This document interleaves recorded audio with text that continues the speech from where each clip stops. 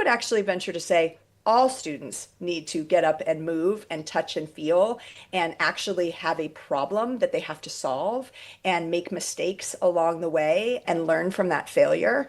And so I venture to say that all students need hands-on learning. Some learn better in a read, write, auditory way, but most students I've seen, even if those are their preferences, really thrive in a hands-on project-based environment. And so when you can take that hands-on project-based environment and match it with the community then sees, when parents, community leaders, volunteers from the community come into the labs, whether it's in a library or in an actual lab or in the classroom, and work with the students in these hands-on projects, they themselves are going to see like, oh, this school needs funding. This school needs more money to get the newest piece of technology. This school needs us to come in here and volunteer with these students so that we can make sure there's connections to real world and real career jobs in the future. STEM identity is built through aha moments, right? An aha moment is like this sudden realization that occurs when a learner can connect new ideas in new and meaningful ways, right? So when you have multiple aha moments, the brain, and we know this from neuroscience, the brain forms these synapses that build over time and strengthen over time. And when you have multiple aha moments, that is what we're saying builds the STEM identity. How we do it at a Smart Lab is through an integrated ecosystem, right? And as you know, and as our listeners know, an ecosystem is only as good as all the parts in the ecosystem. When one piece of the ecosystem is in disarray, and that can lose the integrity of the entire ecosystem. So our ecosystem is comprised of a customized learning environment so the students can learn and thrive in a project-based way. It's comprised of project-based curriculum, hands-on tools and equipment, support and partnership even from the community, not just the facilitators in it.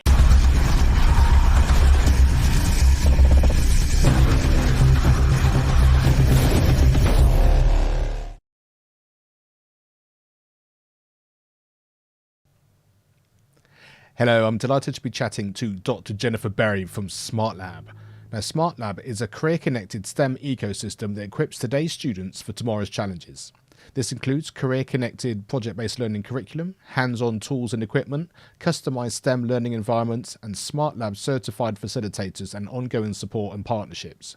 And what I loved most about this conversation is that we discussed all these skills related to our own lives as a musician and a dancer. Now, STEM is everywhere and in everything, and I hope you find this conversation as inspiring as I did. Dr. Jennifer Berry from SmartLab.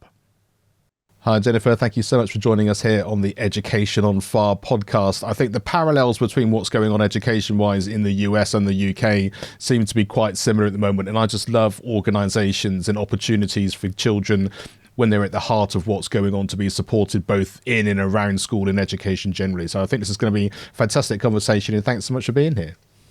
Oh, thank you so much for having me, Mark. I really appreciate your time and I appreciate you inviting us to this call. So take us into what SmartLab is for those people who've not come across it before in sort of the area that you specialize in. Oh, I love this question. So our definition of what is SmartLab is we're an integrated ecosystem that sparks aha moments and builds STEM identity for learners. But I sort of like to take it backwards because at the core of it, it's about building STEM identity for learners. And we have defined, there's been a ton of research on STEM identity, both in overseas as well as in you're overseas and are overseas. So both in the UK and the United States and across the world, frankly. But we've really honed over the last 35 years a definition of STEM identity that we're really proud of, and also that cuts to the core of what matters for students. And that definition of STEM identity is about the learner's self-belief that I belong, my ideas add value, and I can master rigorous challenges. And those three components of I belong, my ideas add value and impact, and I can master rigorous challenges is really important because when people sometimes think of STEM, right? STEM environments, because we're a STEM environment company, we're a STEM company, people think, oh, that must mean in the science, the technology, the engineering, and the math fields. And the reality is what we've seen, and especially what we've seen in this AI-powered world that we all live in, that every career, every role that you might play in an organization, you use STEM applications. right? I mean, STEM applications can be anything from AI, can be circuitry and electronics, but it also can be information technology. It can be mechanics and structures. It can be modeling and design. It can mean just communication and multimedia, right? So every role has and uses STEM applications. So when we talk about STEM identity, this new definition is really about how a learner believes and feels. And then when they feel those things, when they feel they can belong, they feel they add value, and they feel like they can master rigorous challenges, they're going to be successful in any career, in any industry that they have. So we really think about the core of what SmartLab does is supporting students in gaining their and building their STEM identity. Now, STEM identity is built through aha moments, right?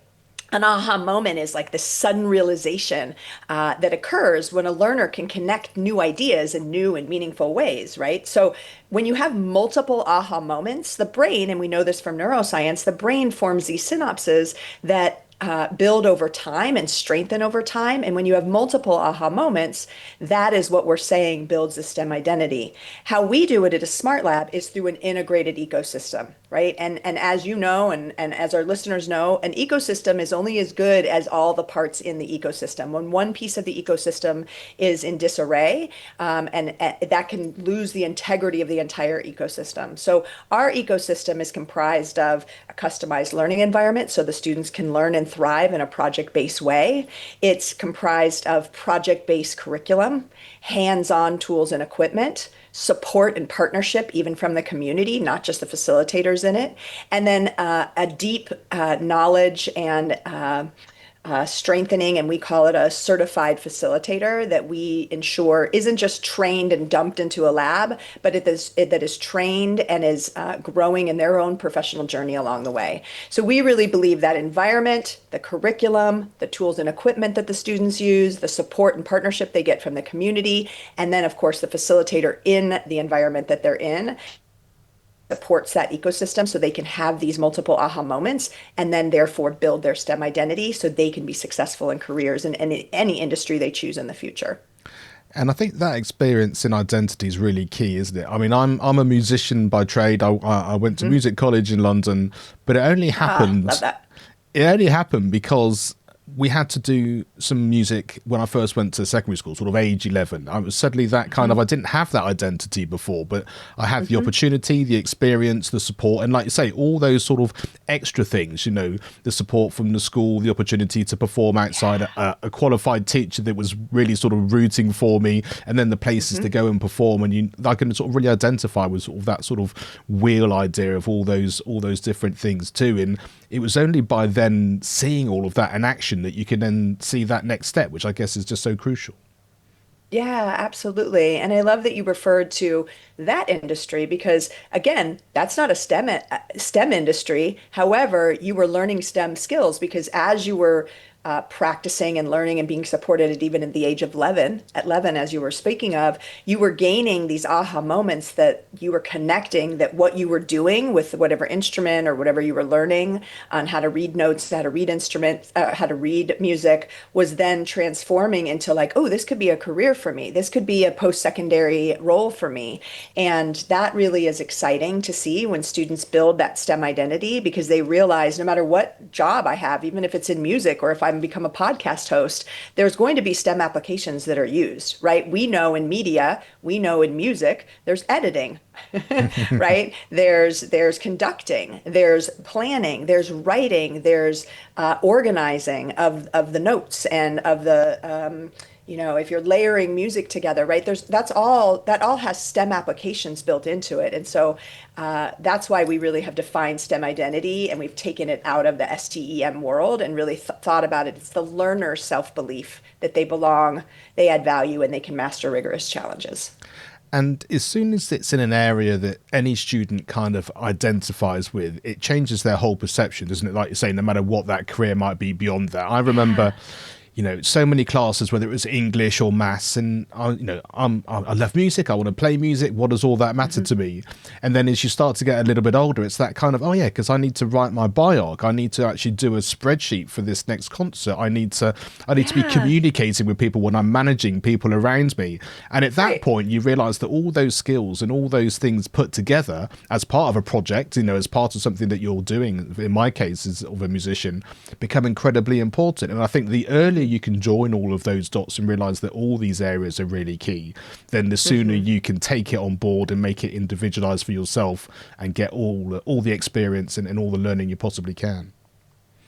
I love that. And I resonate with that deeply because it's this concept of uh, grabbing from lots of different learning environments, learning aspects, and pulling it all together to formulate who you are going to be, right, as an adult in this world, contributing to this world in great and meaningful ways. And that's really exciting for me to see that the education system is really starting to realize and look at how can we surround these students with multiple opportunities for growth, multiple ways in which to learn, multiple ways in which to be exposed to things that they're going to need to carry into their real life so that they can be productive adults and they can be productive in this world and make really good positive impacts in our society. So that's really exciting to me. And when I hear people like you in music, I was a professional dancer growing up, so I resonate with what you're talking about.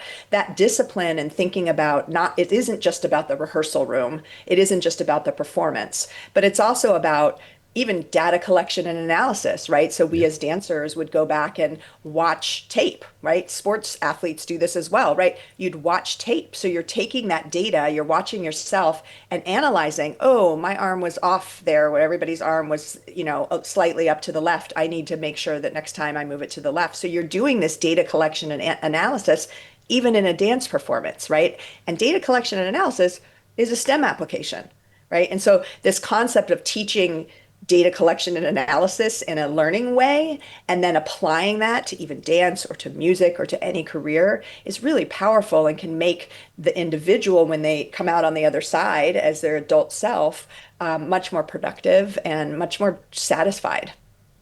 So let's take this into sort of a real life situation. I think we've sort of established that we've grabbed the attention. If I was a pupil doing this, I'm like, right, okay, where am I going now? Yeah, yeah. So you sort of talked about the hands-on idea and Mhm. sort of the project-based idea of that. So how does that work in terms of you're sending things out, you're sending them out with a facilitator, it's schools that are reaching out and then getting this. How does it sort of work on that practical level?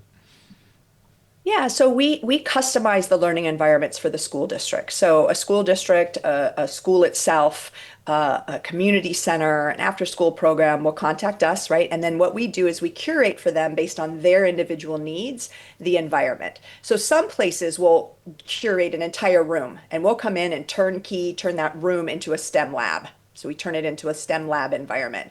And those are the high end, everything, soup to nuts, wall to wall STEM environments. And we put in there all the furniture that is conducive for hands-on learning, right? Places where you can get on the floor and play and move things around and code on the floor. Desks where you can actually collaborate with others. So there's environments where you can collaborate with others and share ideas. Places where you can make mistakes, right? Tables where you can make mistakes and wipe that clean and start over, right? So we curate in some cases based on the school or the district or the community location's needs, for, a room where they can lock and turn it into their STEM lab, right? With all of the 3D printers and laser printers and their CNC machines, we can curate that for them and customize it based on their needs and based on what pieces of curriculum they really want to amplify with their students. We can also do it in the corner of a library, right? Put up some shelves, put the items on the shelves, and show them how they can use their library to optimize the learning for students. And we've done that in many places. We can also do it smack into classrooms. So teachers can find a way to put in, teachers are very creative out there. They can find ways to put some of the kits and equipment, some of the materials that are needed for this hands-on learning in a corner of their classroom, on some shelves in their classroom, and pull it out and implement it within their curriculum so that they're tying it to what they are teaching the students. So there's multiple ways that we at SmartLab come in and curate these environments for the school district, the community center, or even the teacher. And we do that based on their unique needs. We customize it based on their unique needs. What our unique differentiator and what we're really proud of is that not only can we customize and consult and create this environment based on the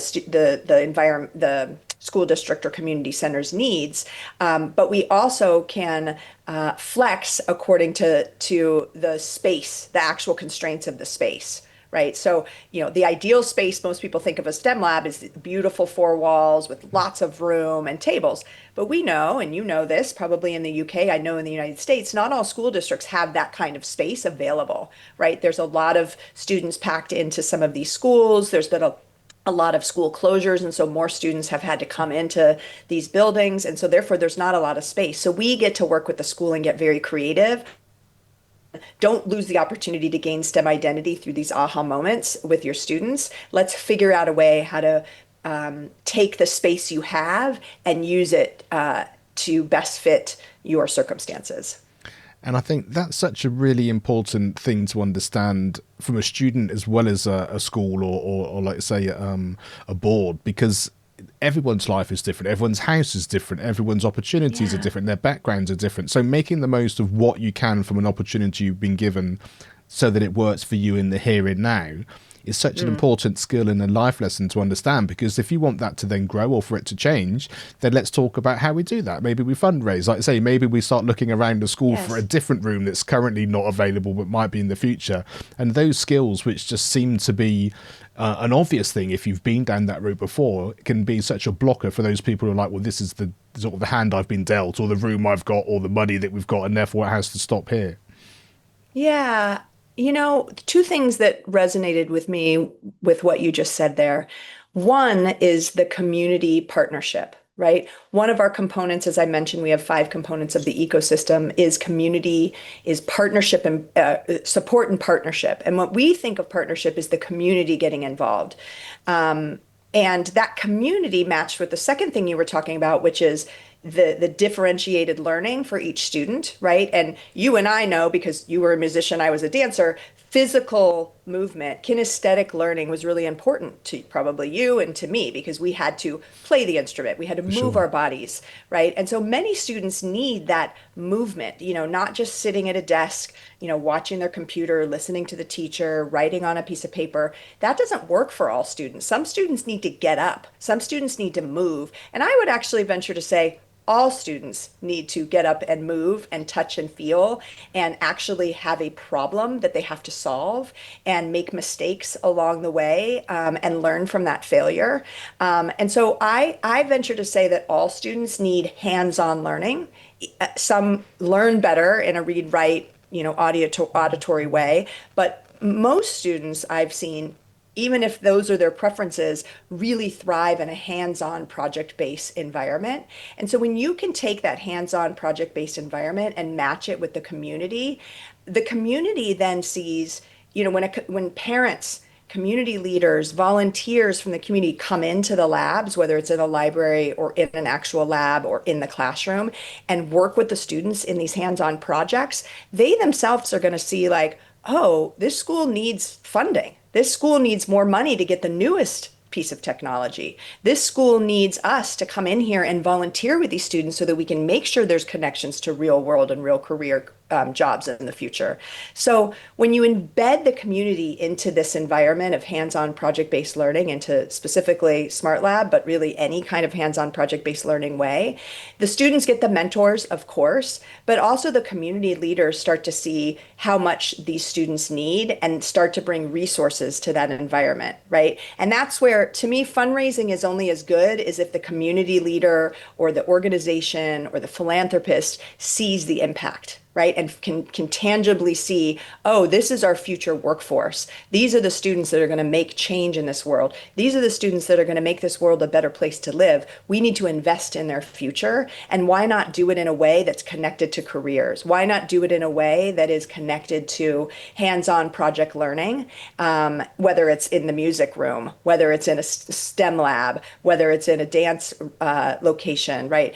Let's make sure that they're getting those practical applications, and let's put not just our volunteer time into it, but also our resources. So that matching of the community involvement, which will then ensure that it isn't just based on the school's budget, but it's also funded through the community around that school because they care so deeply about these students and their future.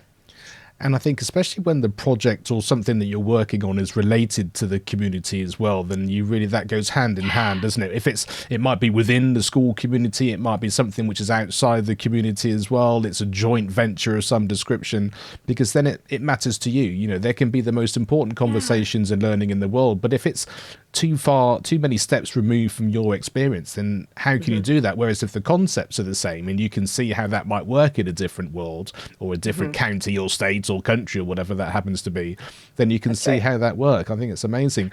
I'm curious, when you sort of said about sort of working with people within the community, how is it where your experiences are in terms of how easy that is to get people in and out of the schools? I know in the UK it's getting harder, you know, and quite rightly, safeguarding is an integral part of what goes on and making sure everybody's safe. But I think sometimes that can be so rigorous that the thought process of trying to get many people involved is a harder stumbling block than actually the organizing of it once all those sort of barriers have been lifted. Yeah, I appreciate that. And I agree. We need, and I can speak for America as well. We need to make sure we safeguard our children right now. Sadly, we're not in a situation where we can just let anybody into the school or in front of students at any moment. We have to protect them because of what's happening across our country, and I'm assuming other places in the world. Um, Schools are doing a really nice job of safeguarding and ensuring that any adult that comes into the building is, they get a background check, right? They have they're connected some way to the students in the, maybe even in some cases in the United States, there's, checks to make sure that they don't have any kind of weapons on them, things of that nature, right? Security measures to get them through the door.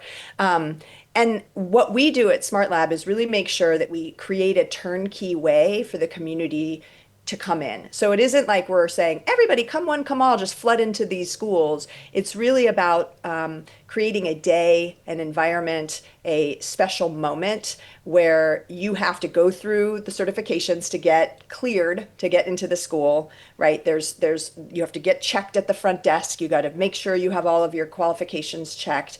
Then you get to come in and have a moment with students that we've already curated. So the school doesn't have to think about what am I pulling together? How am I supposed to do this? I have so many other things to think about. I can't think about trying to bring, manufacturing company's employees into my school. That's just too difficult. So what we do is create the plan for them. So for example, on November 7th, in honor of National STEM Day, we're having what we call STEM Identity Day. And we are working with schools and community leaders to get them cleared before they come into the school, get them prepared so they know what they're going to be doing with students. And then on that day, we're going to bring these individuals into the schools and have them talk about their STEM identity and their journey to get to the career they're in, the STEM applications they use in their jobs, and then how that applies to their industry. And then really have an open dialogue with students. And we're calling that STEM Identity Day on November 7th, and that's in honor of National STEM Day across the world.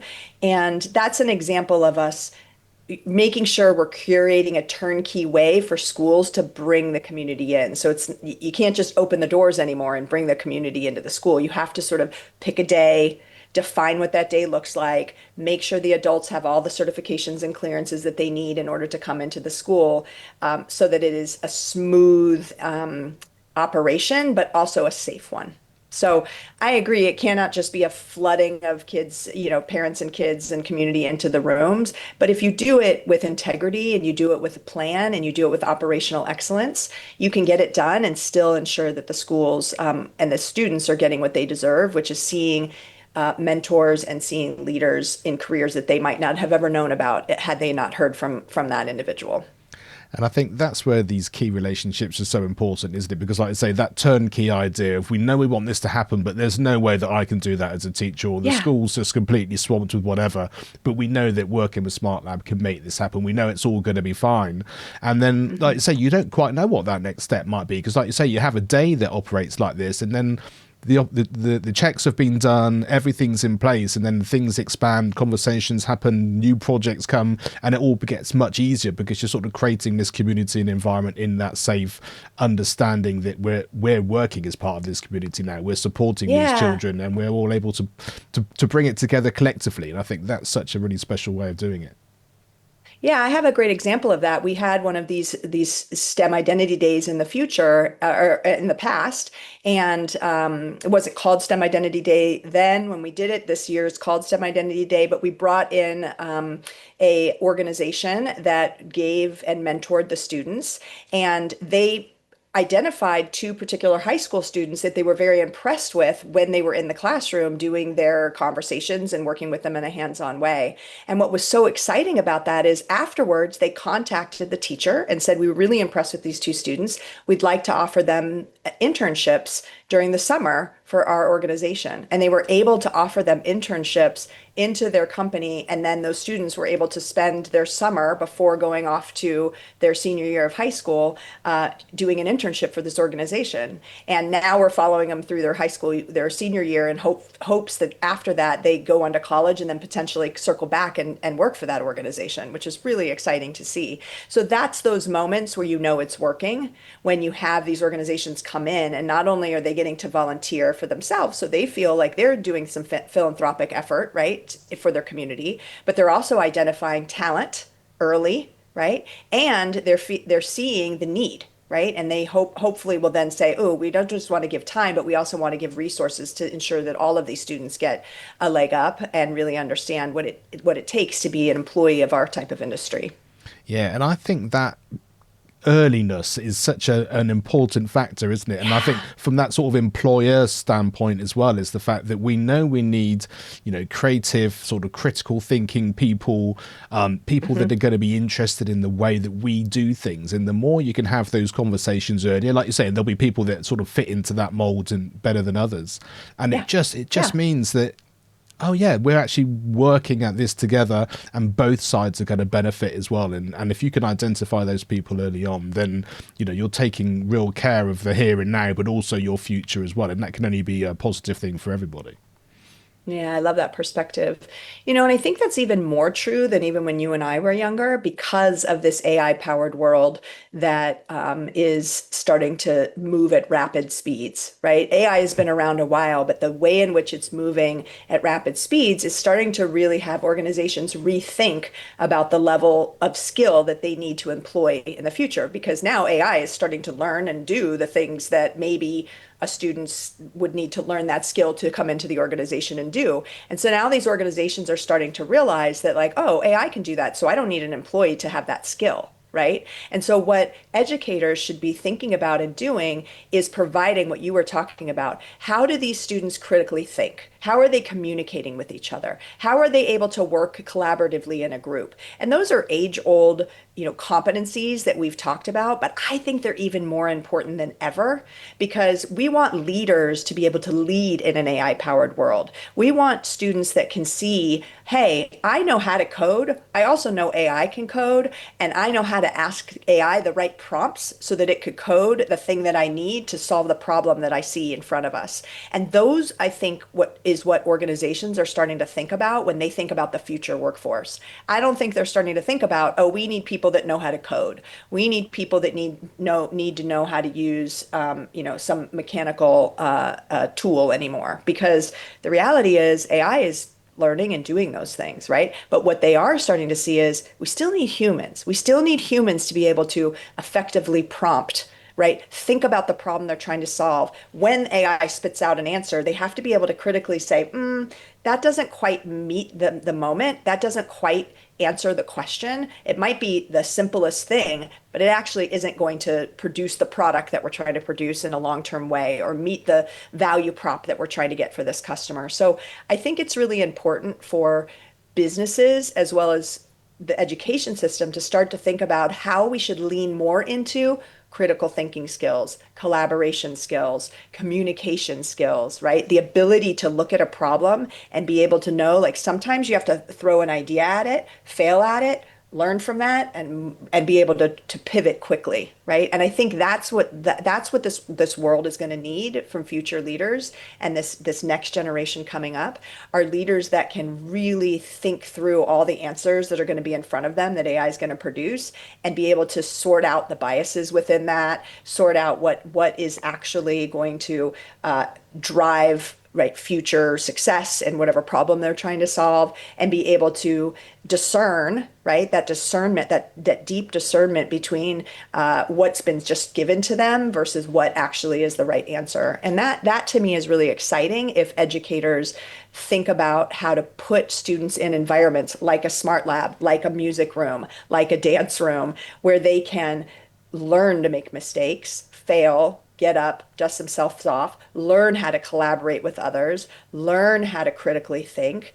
And, my belief is that you can only do that in a project-based, hands-on way where you're forced to do that. Because if you're just studying and using AI to answer all your questions, you're not really being forced to communicate, collaborate, critically think with others. I think that's so brilliantly put, because I think you have to understand that in the round, as you've just described it, in order to see where that future is and what we need to be doing on the here and now.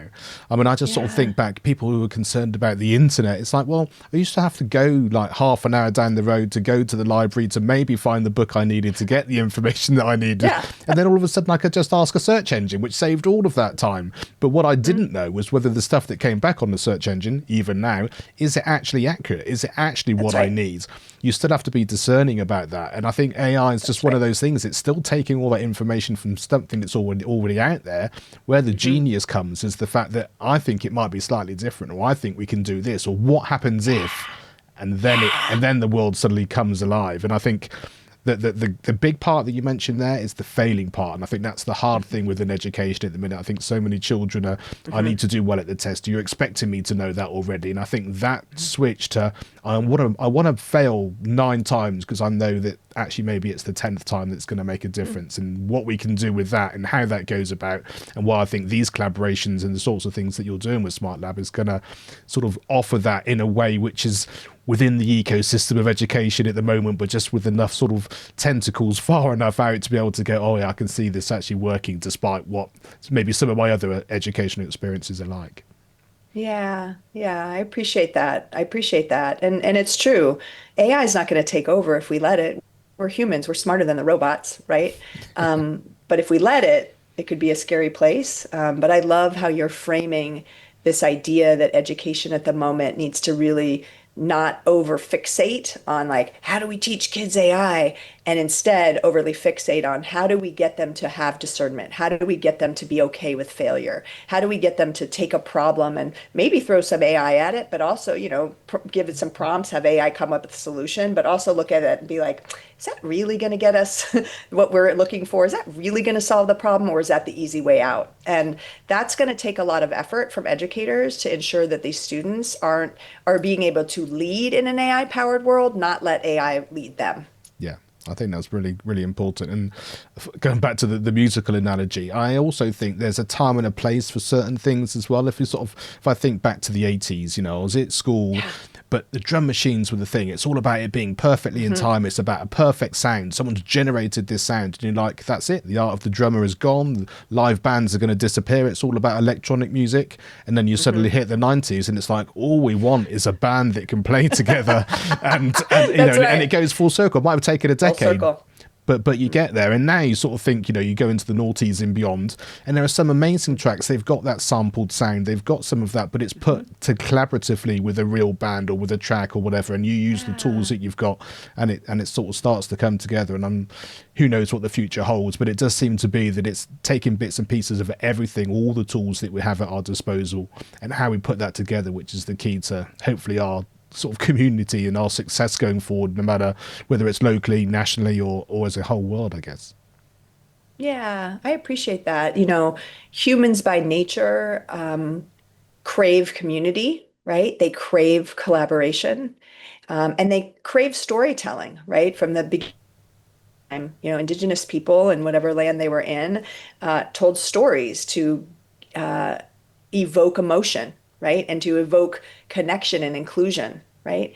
And technology is limited in that. It's limited at evoking emotion that can build bridges and that can define our futures. And so I love that concept of and that road that you took us on for the music from the 80s to the 90s to even now, because it's all going to come full circle, right? And there's always going to be this demand from the human to want something unique, something different, to feel included, to be able to have their voice in the mix, to be able to hear other people's stories so that they can learn for themselves, maybe a connection to what they're going to because they see themselves in someone else, or a connection to like, oh, I've never known that culture existed, or Mm. that sort of pain has happened to other people, and now I'm motivated to be a part of that and to bring that to a peaceful place. And so I think that's a really beautiful way of talking about music. I can think about it from a dance perspective too.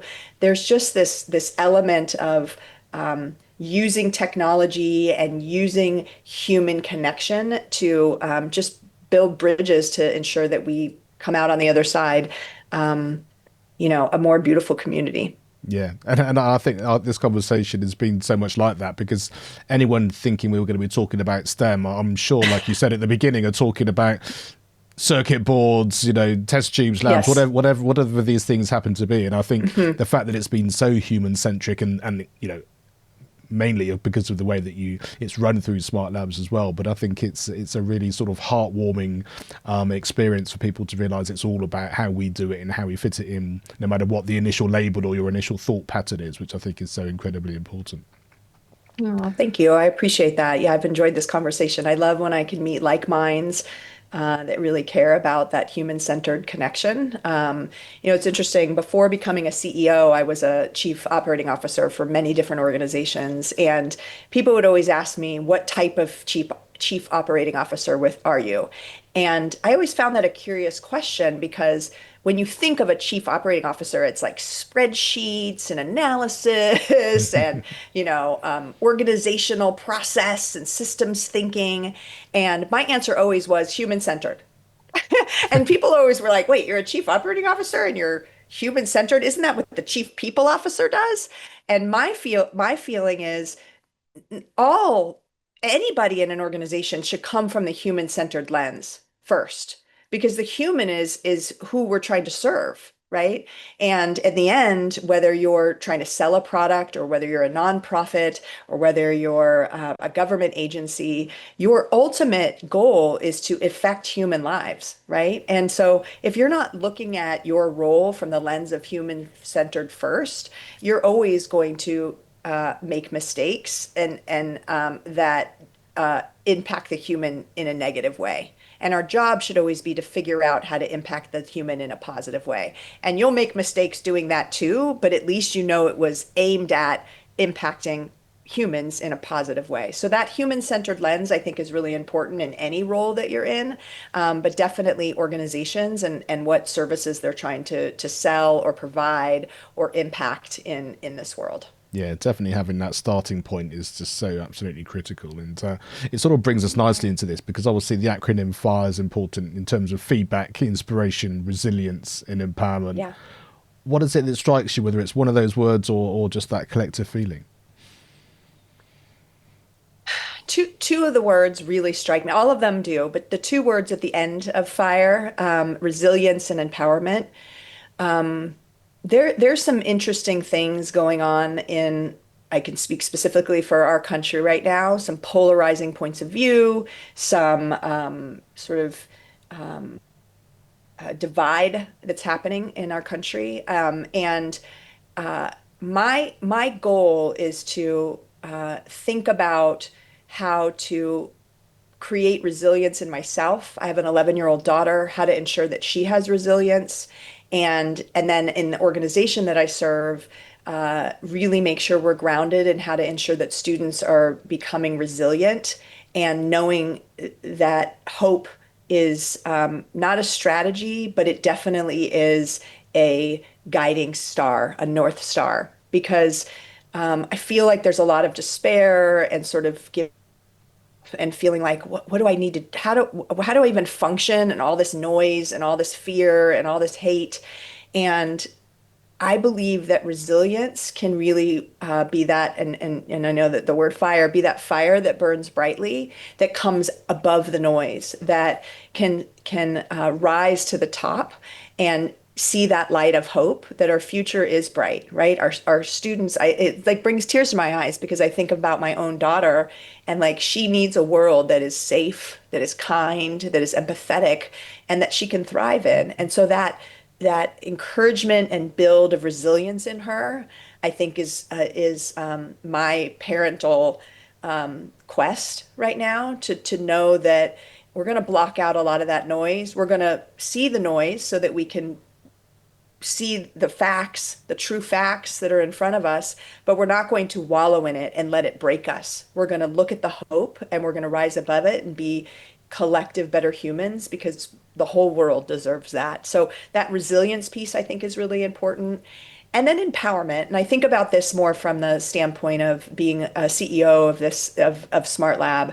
And I think about it for the employees that work with me. I want every single employee to feel empowered to have a seat at the table, empowered to help make decisions for this organization that are right for the students we serve.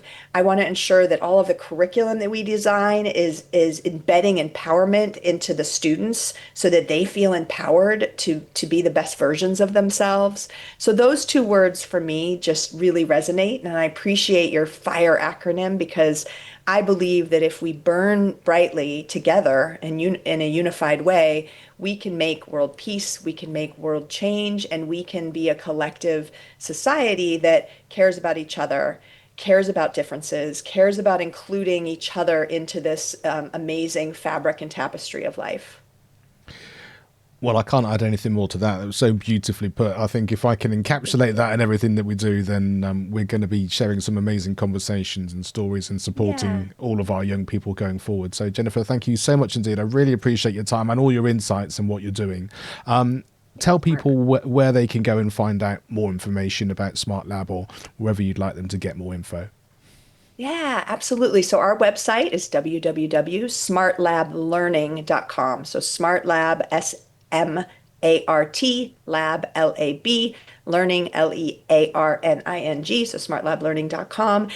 You can find us on there. We have a ton of free resources. I hope you join us for STEM Identity Day, even if you're in the UK. Let's figure out how to partner together and create STEM Identity Day. You do not need to do STEM Identity in a smart lab. You can do STEM Identity in any school, in any community center, and any place that students thrive.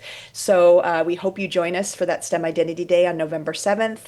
And if you want to, reach out to me, I'm on LinkedIn. You can find me on LinkedIn, Dr. Jennifer Berry, and I'd be happy to engage and mentor and support. I'm for my fellow human and want to make sure that I have an open door for people that want to talk and learn and grow and be better together. Fantastic. Thank you so much indeed. And I really look forward to Yeah. seeing where the journey takes you going forward. So, yeah, thanks so much indeed. Thank you, Mark. I appreciate you. Thanks for having me. Education is not the filling of a pail, but the lighting of a fire.